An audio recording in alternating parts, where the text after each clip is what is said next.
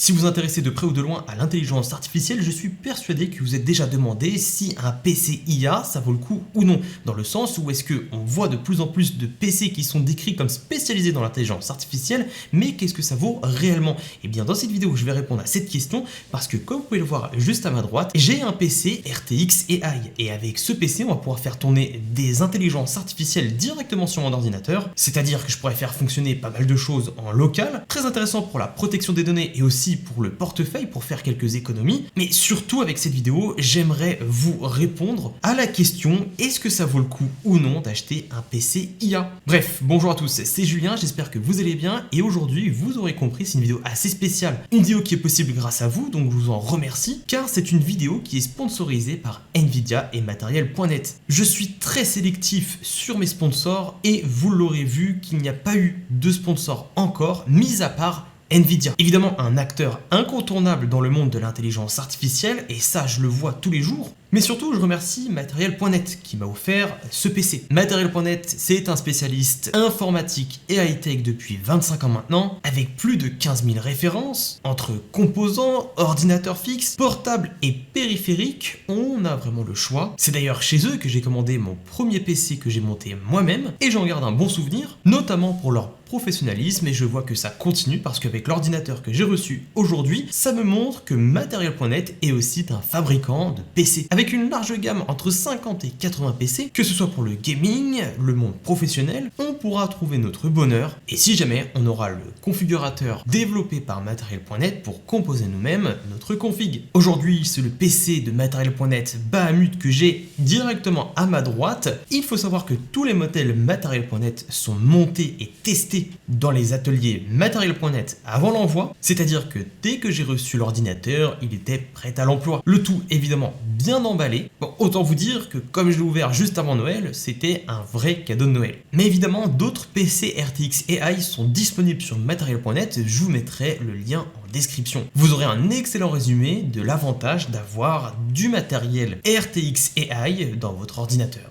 Bref, assez parlé, commençons maintenant à la vidéo avec déjà la présentation du matériel que j'ai reçu et évidemment l'explication des avantages qu'on va avoir, surtout pour l'intelligence artificielle. Alors tout d'abord, on aura une config avec une carte graphique GeForce RTX 4080 Super, une architecture Ada Lovelace de Nvidia. Évidemment, c'est un GPU haut de gamme, on pourra avoir de la 4K et même de la 8K. On aura des performances optimales accélérées par l'IA et on aura jusqu'à 836 TOPS, les téra-opérations par seconde, et ça j'y reviendrai parce que c'est très important. Le tout avec un Intel i7 14700KF, 2 Tera de SSD et 32 Go de RAM en DDR5. Alors ce PC il est bien beau, mais pourquoi en fait il va nous servir avec l'intelligence artificielle? Eh bien parce que on aura à l'intérieur une RTX AI. Les PC RTX AI, j'en ai parlé sous forme de short, j'ai documenté ce sujet pour Nvidia et sur ces 6 vidéos en fait j'explique globalement tous les avantages qu'on aura, mais il faut simplement retenir que ce sont les meilleurs PC pour l'IA. Quand on a une RTX de série 40 ou 50, on aura le top du top. Et ça, je vais vous le prouver juste après avec quelques graphiques, mais vous vous posez peut-être la question à quoi ça va servir concrètement dans nos applications et dans notre travail. Eh bien, sachez que avec la RTX AI, on aura plus de 600 jeux et applications qui seront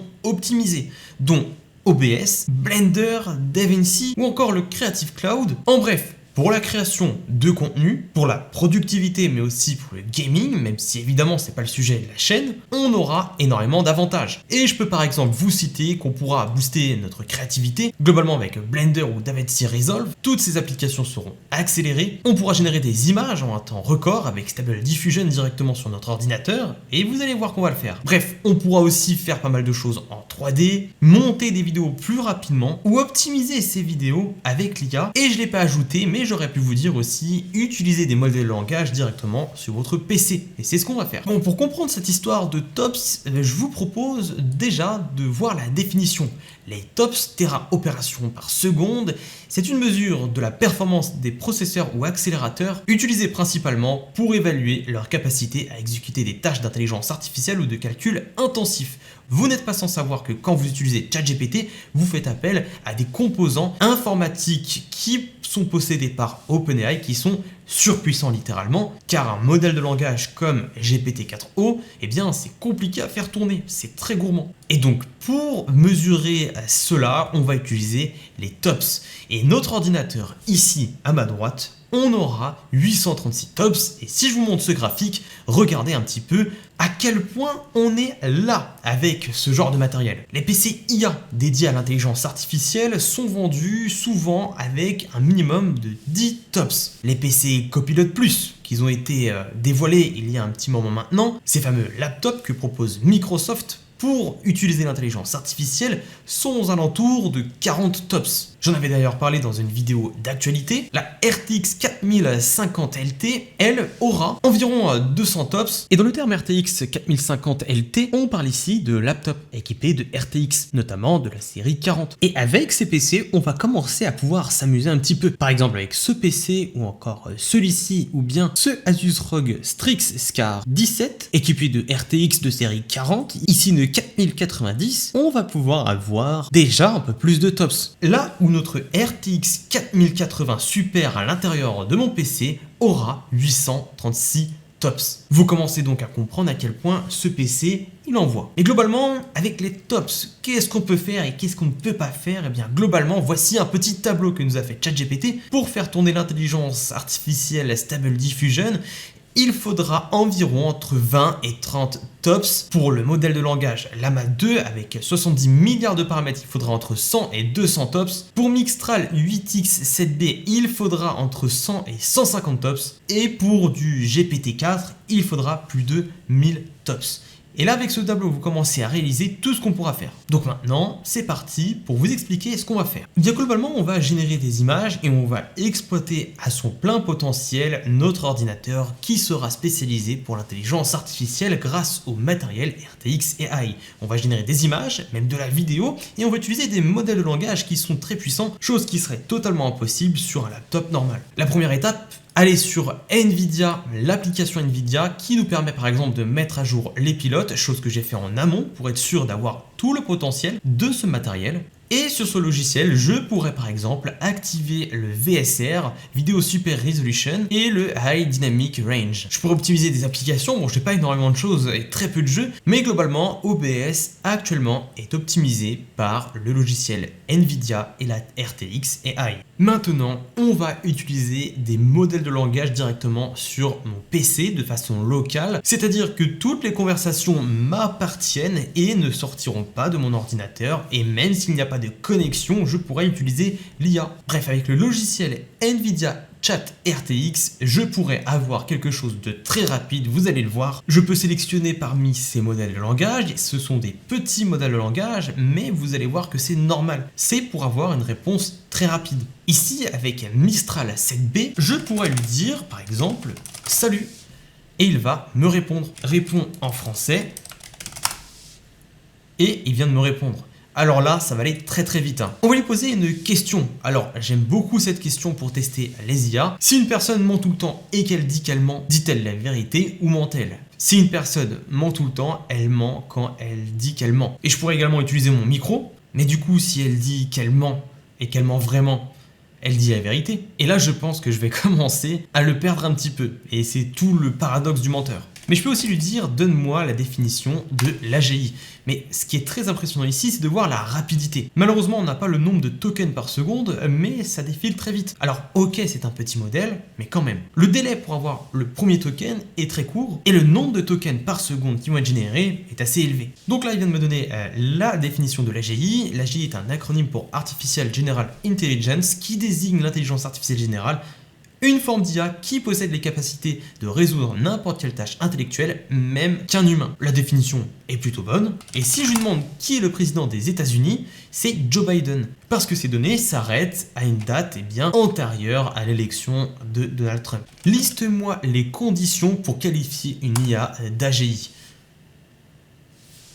Habilité à comprendre et manipuler tout type d'informations, donc multimodales, habilité à raisonner de manière générale, s'améliorer en fonction de ses propres capacités, interagir avec son environnement, s'intéresser à l'environnement, s'intégrer dans la société, bref, pas mal de petites choses intéressantes. Donne-moi la définition de l'AGI expliquée à un enfant de 6 ans, et là on va voir comment il va changer. L'AGI c'est comme une voiture qui peut tout faire toute seule, sans besoin d'un conducteur. Ok, donc pas mal. Et maintenant on va lui demander de rédiger une lettre de motivation pour un poste de chercheur en IA dans une entreprise, dans le domaine. Met en avant tes compétences techniques, tes projets, etc. On va voir comment il se débrouille. Ah, ok, donc il va me répondre en anglais. Alors quand il s'agit de textes un peu longs, il va me répondre très souvent en anglais car c'est un petit modèle, mais ne vous inquiétez pas, on va passer à l'étape supérieure. Mais juste avant, j'ai préparé quelque chose. Grâce à ChatRTX, je pourrais faire ce genre de choses. Je vais prendre ici un dossier que j'ai créé. Où est-ce qu'on va retrouver par exemple la page web de Bahamut avec tous les composants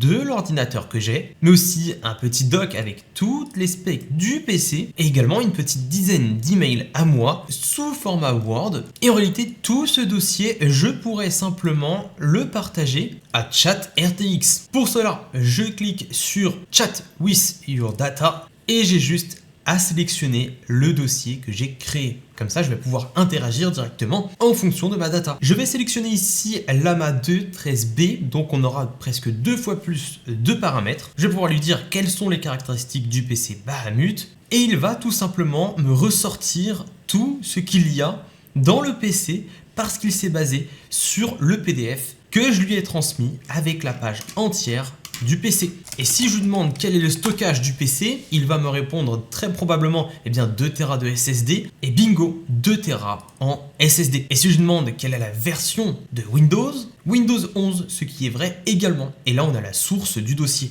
Plutôt intéressant. Et maintenant on va essayer de faire quelque chose d'encore plus précis. Dans le mail numéro 11, j'ai évoqué 5 conseils fondamentaux pour bien utiliser ChatGPT et je vais demander de me les résumer.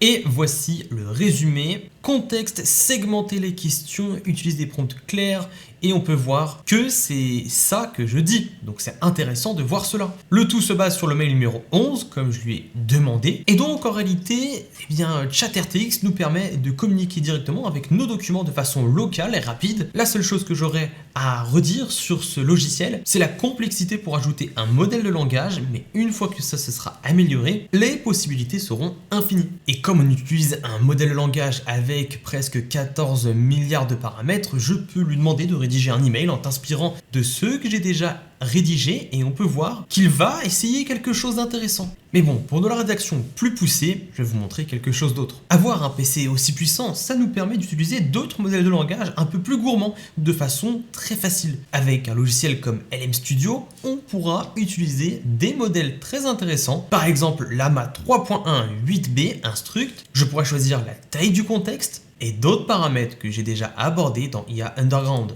J'ai chargé le modèle Llama et je pourrais lui dire par exemple bonjour et regardez la réponse comment elle va être très rapide avec un total de 71 tokens par seconde. Donne-moi la définition de l'AGI et regardez la vitesse avec laquelle je vais pouvoir générer du texte de façon locale. Et si je lui demande de rédiger une lettre de motivation comme je l'ai fait directement juste avant avec un autre modèle, on peut voir que là, Llama 3.1 8B va aller très vite pour faire cette réponse.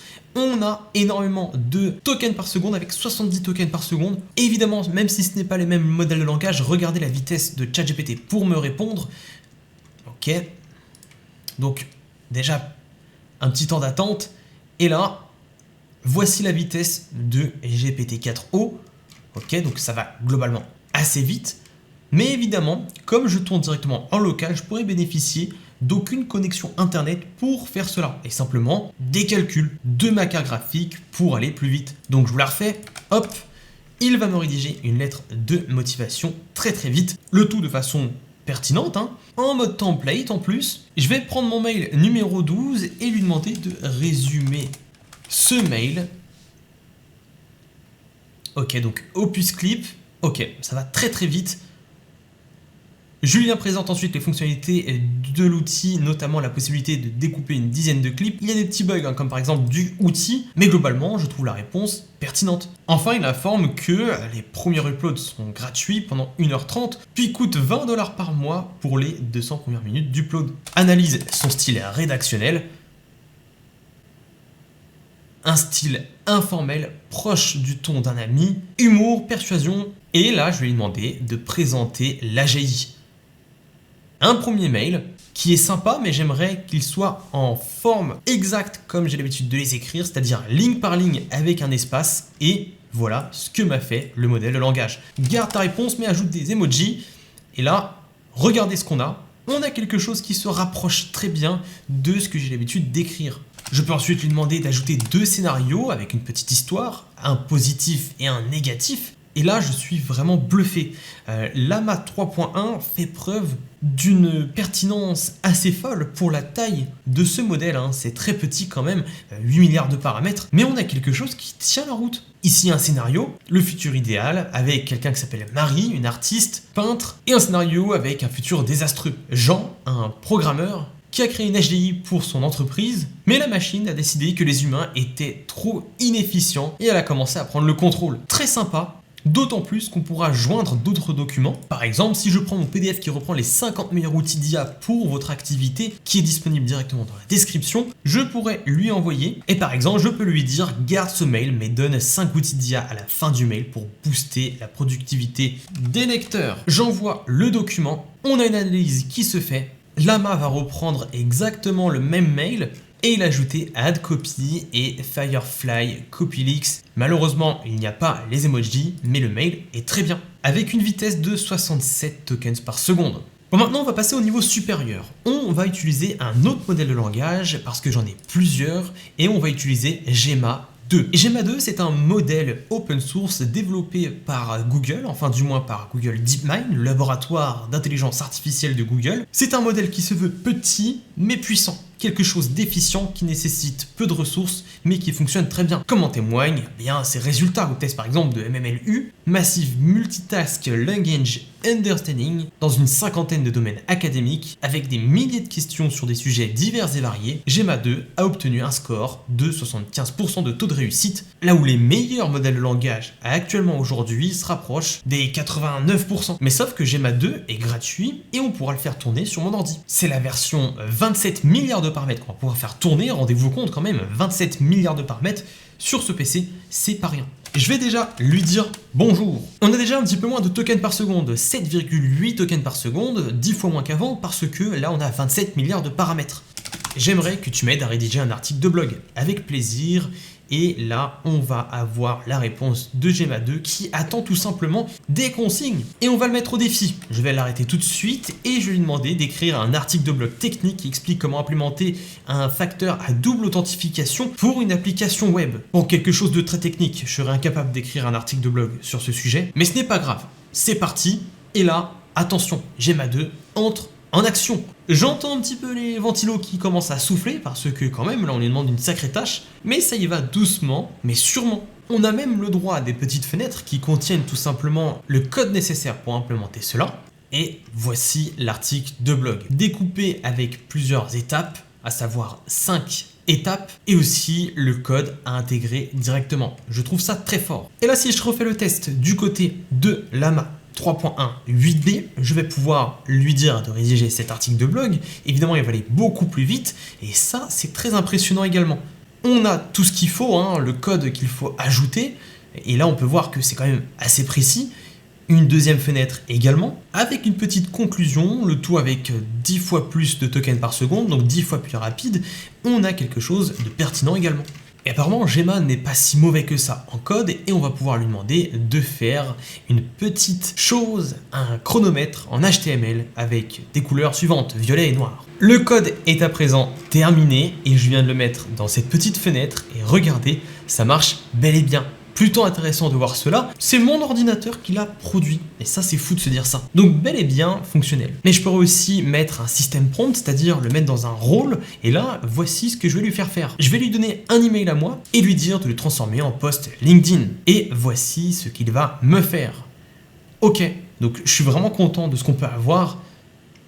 Il a bien respecté les règles que je lui avais mis directement, car il y a plusieurs étapes, avec un hook, le contenu du post, ici ça parle d'Opus Clip, le tout à la sauce LinkedIn, en respectant le schéma, attention, valeur gratuite, appel à l'action, et à la fin, il a bien gardé la phrase « Moi c'est Julien IA, créateur de contenu et formateur dans l'IA, commente lettre pour suivre ma newsletter sur l'IA et ne pas louper le train. » Mais avec ce PC, on pourra aussi générer des images. Et ça m'impressionne tout particulièrement. D'autant plus qu'on aura énormément de modèles, évidemment, open source qui génèrent des images, à savoir Stable Diffusion, mais aussi bien d'autres. Là, on est sur Web UI, une application que je fais tourner en local, avec des modèles qui sont également en local que j'ai téléchargé, à savoir Flux, un dev, Flux Schnell et Stable Diffusion et Dream Shaper également. Et commençons avec ce simple prompt. On va voir déjà ce que ça donne.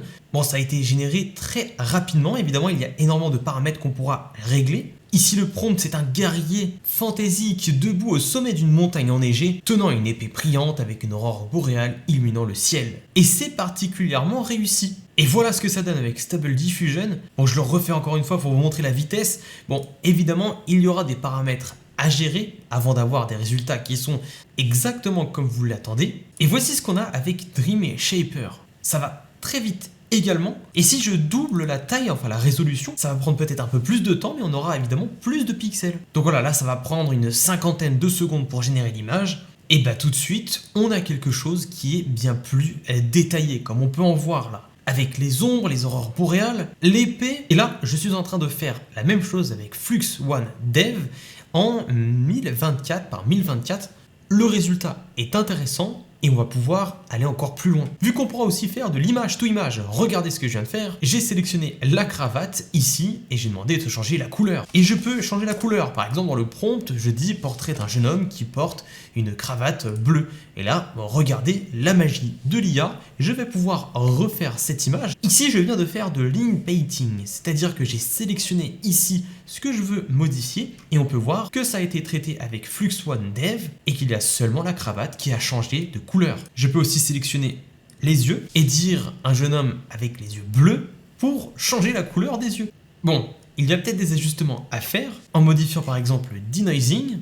Et là, si je sélectionne tout le tour et que je dis dans la forêt, on va changer le background. Donc j'ai eu des cheveux qui sont apparus, mais on garde la même tête. Bref, globalement, on a quelque chose qui va générer des images très rapidement et même avec une bonne qualité. Ici, en 1024 par 1024, ça met globalement moins d'une minute pour être généré, ce qui est vraiment très bien. C'est impressionnant de voir tous les calculs qui sont faits en très peu de temps. Évidemment, ensuite, c'est à nous d'ajuster la qualité, enfin le prompt pour obtenir un résultat avec tel ou tel style. Avec ce PC, on pourra utiliser Comfy UI presque sans limite. Comfy UI va nous permettre de faire des workflows pour utiliser des intelligences artificielles et notamment par exemple ici de la génération d'images. On pourrait utiliser par exemple Dream Shaper pour générer une image, boum, une image a été générée très rapidement et avec ces workflows on pourra donc personnaliser le processus. Donc là globalement ça va très vite. On aura le prompt positif ici, donc ici une villa du Moyen-Orient, hop, avec une fontaine générée très rapidement et ici on aura les négatifs prompts, ce qu'on ne veut pas retrouver. Et globalement ça va très très vite. Et si je fais de la 1920 par 1080, regardez en combien de temps ça va se générer. Évidemment, ça prend un peu plus de temps, mais c'est clairement en moins d'une minute qu'a été générée notre image. Et on va pouvoir s'amuser, parce qu'on pourra aussi faire de l'image to image, en prenant par exemple cette image, et en essayant d'influencer l'image pour avoir un autre environnement. Évidemment, ensuite c'est à moi de faire les ajustements nécessaires pour obtenir le résultat souhaité. Ok, donc là on a de l'image to image qui commence à ressembler à quelque chose. J'ai refait la taille de cette image et regardez, bon évidemment c'est un autre chien, mais on a un chien qui court dans un champ de maïs et ça se fait beaucoup plus rapidement. Regardez cela, la vitesse avec laquelle l'image va être générée, elle est folle. Et là je rajoute qui porte un chapeau. Et là, déjà, on a quelque chose d'intéressant. Et si je marque, hop, 60 en denoising, on a quelque chose d'intéressant. Et là, on se rapproche de quelque chose très similaire à l'image. Et voilà, je suis en train de faire l'ajustement et on a le chien qui court maintenant dans le champ que je voulais. Et maintenant, ce que je vais faire, c'est que je vais essayer de me donner un petit peu d'âge et je vais essayer de me transformer en personne de 80 ans. Attention, qu'est-ce que ça va donner? Oh, bon. Évidemment, il y a encore des ajustements à faire. Et là, regardez la vitesse à laquelle la modification va se faire grâce à la RTX AI. Donc très sympa de voir que ça va très vite et on peut faire de l'image to image bien poussée. Évidemment, après, ça dépendra des paramètres qu'on va entrer. Et si je modifie avec 35 ans, attention, oui, j'ai pris un petit peu d'âge, oui. Mais avec Comfy UI, je pourrais également générer des vidéos. Oui, des vidéos, en me basant par exemple sur le modèle Moshi One, une IA open source qui va générer des vidéos. On aura donc une génération de suites d'images cohérentes et le potentiel est très sympa. Et je vais vous montrer les résultats que j'ai réussi à obtenir grâce à Comfy UI et surtout grâce à la config de la RTX AI à l'intérieur de mon PC. Et voilà le genre de vidéo que j'ai réussi à générer. Alors ici, on est sur des oiseaux dans une jungle, on peut voir que la vidéo est assez courte, le prompt est très court aussi, mais on a quand même quelque chose qui a généré une suite d'images cohérentes comme on peut voir sur la vidéo. Le mouvement de l'eau est cohérent et on a quand même quelque chose avec un petit mouvement de caméra, c'est très sympa et ça a été généré en environ 50 secondes, quelque chose comme ça, voire un petit peu plus, peut-être 1 minute 30, mais globalement on a quelque chose de très bien en open source. Ici on est dans une ville futuriste et comme on peut le voir, il y a aussi un mouvement de caméra, donc très sympa également. Ça a duré à peu près 1 minute 30 également à générer cette courte vidéo de quelques secondes seulement. Le prompt est très simple également comme on peut le voir. Globalement, je suis content de ce qu'on peut avoir. Et pour finir, un dragon qui va voler à côté d'un château et ça, c'est intéressant. On a quand même quelque chose avec de beaux mouvements de caméra. Évidemment, ici, j'aurais pu mettre le modèle au-dessus pour avoir de plus belles images et quelque chose de plus long. Et je suis très content de ce qu'on peut avoir avec ce PC. Et pour bien comprendre comment se génèrent les images avec l'intelligence artificielle, je vous recommande d'aller tester NVIDIA Canvas, qui permet d'indiquer à l'IA comment elle doit générer l'image du paysage que vous allez dessiner. Ici, voilà, j'ai mis quelque chose en bas, un petit sol. Mais allez, on va prendre quelque chose de très lumineux. Et là, si je veux, je peux faire une montagne, voilà. Et en fait, c'est à partir de cette forme-là que l'image va se créer. Donc voilà. Et ça se change presque en temps réel grâce, évidemment, au matériel NVIDIA qui est puissant. Et on peut ajouter des nuages si on le souhaite. On peut même en ajouter ici et en ajouter ici également. Bref, globalement très intéressant pour comprendre le principe de diffusion, mais maintenant je vais vous montrer quelque chose qui peut vous servir un petit peu plus. Et sachez que grâce à la RTX AI, on aura également NVIDIA Broadcast, un logiciel qui nous permettra par exemple d'améliorer la caméra en allant flouter le fond derrière moi grâce à l'IA avec une faible intensité ou une haute intensité. Je peux aussi supprimer l'arrière-plan ou faire un contact visuel et ça c'est assez bluffant. On a un contact visuel alors que je suis pas du tout en train de regarder là où je devrais regarder. Je regarde actuellement la température et pas du tout la webcam. Mais là, je la regarde vraiment. Et ça, évidemment, c'est possible grâce à l'IA.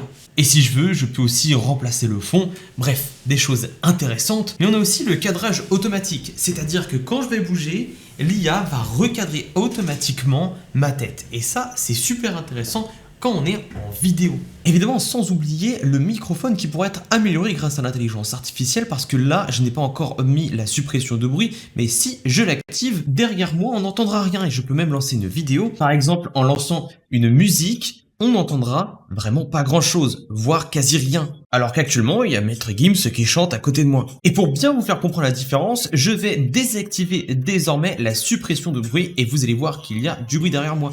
En réalité, il y a Maître Gims qui chante depuis tout à l'heure, mais quand j'active, évidemment, on n'a plus rien.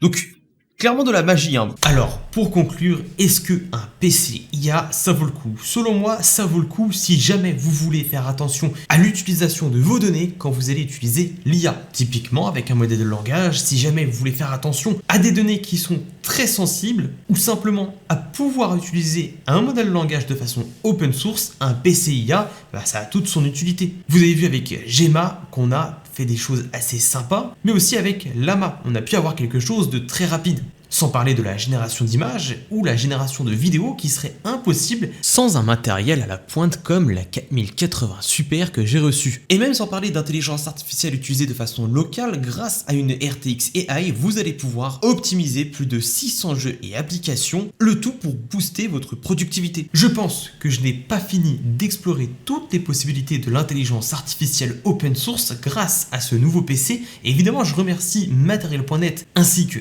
NVIDIA pour cette collaboration, car grâce à vous, ma communauté, ce PC me permettra de produire des vidéos et du contenu sur l'IA beaucoup plus facilement. Évidemment, le lien de ce PC sera en description, ainsi que toutes les ressources de cette vidéo, alors n'hésitez pas, je vous invite à vous abonner à ma chaîne YouTube si ce n'est pas déjà fait, et nous on se retrouve à la prochaine pour une nouvelle vidéo, c'était Julien.